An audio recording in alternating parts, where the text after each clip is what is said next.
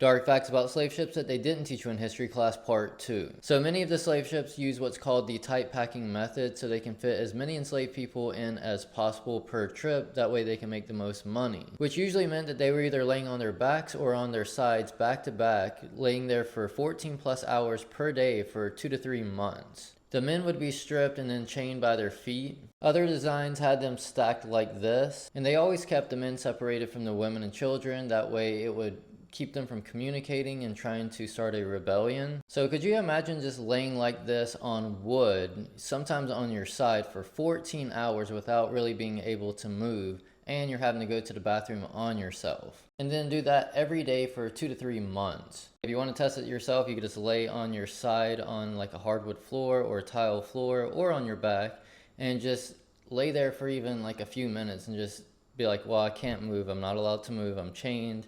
And just see how that would feel for a few minutes. So if you had to go to the bathroom, you either went on yourself or they would pass around a bucket that would likely overfill pretty quickly. So they basically had to lay in their own filth for weeks, and if they had cuts or anything like that, they became very infected. There was also like lice and rats that would also bite them and nibble at them. Certain enslaved people would try to not eat as like a form of a rebellion, but usually they were whipped until they like did eat. And then once per day, they were forced to exercise on deck, and if they didn't, they were whipped, or usually they would just whip them to make them dance, they would say. They were usually only allowed 2 pints of water per day, which was usually pretty dirty water. That led to a lot of dehydration, and usually around 20% of the enslaved people going from Africa to the Americas or Caribbean usually died. So I like doing the numbers, and I was taking a look, and there's around 36,000 documented transatlantic slave ships that went from Africa to the Americas or Caribbean. And on average, around 80,000 Africans were brought over to the Americas per year. So that means if 20% of those 80,000 people per year die, that's 16,000 people per year dying just on the trip over. Which breaks down to about 1,300 people per month, or about 300 people per week, or 47 people per day. And if a lot of those people are going overboard because they would just toss them overboard, or some would just jump because they didn't want to be enslaved,